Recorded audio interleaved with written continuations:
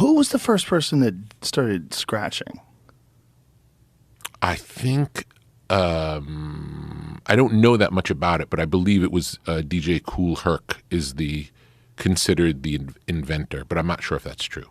I'm not the best person to ask. What a wild idea.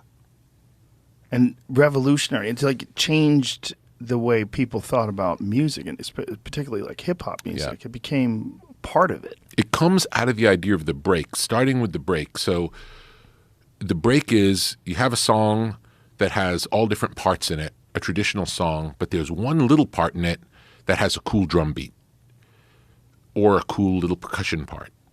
And what a DJ would do in those days was they would play just that little snippet of the song, might be 4 seconds, and they would have 2 turntables, and they'd play 4 seconds here, and then 4 seconds here, and then 4 seconds here, and 4 seconds here, to create a longer piece out of this 4-second loop. But there was no such thing as a sampler then, so it only happened through live playing it. And then when did people figure out sampling? And there was a lot of times sampling was maligned, right? In the early days, people didn't sort of understand. They were like, "Oh, you're taking other people's music," but it was not just that. It was a creation of new music with samples. It's a long conversation. The first part of sampling is the way it was used in hip hop in the early days. So I was saying we would use a snippet of a record, and then sometimes we would even create a tape loop. So you would take a little piece of music on tape, and then have it come back around, and you'd edit it and splice it. And there's at least one song on the first Beastie Boys album that uses that technique.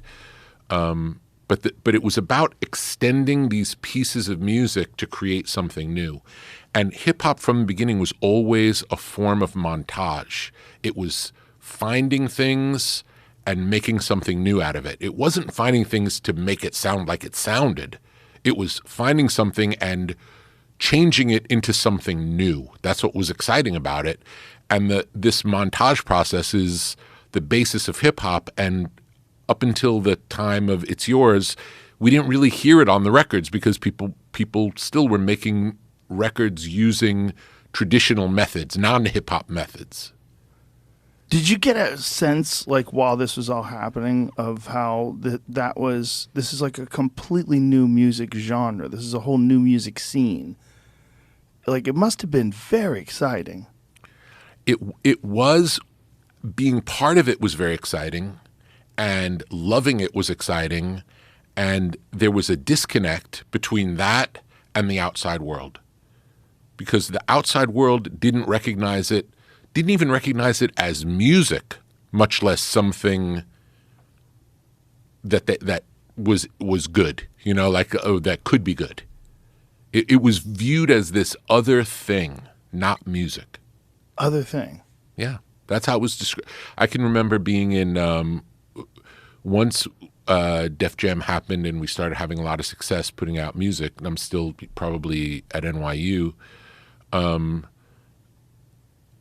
Labels would come around and want to be involved in one way or another, and one label asked, like, what do you attribute the success of this to? After all, it's not music. Now, these are people in the music business who are wooing us, wanting to work with us, and they're telling us they don't hear it as music.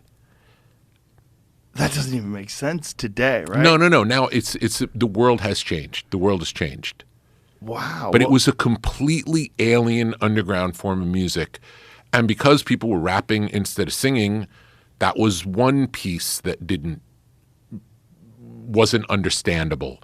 And then because the music was like It's Yours, where it's a drum machine, there's no melody, it was too foreign at that point in time for people to understand it as songs. Wow. It's hard to it's shocking. It's ridiculous.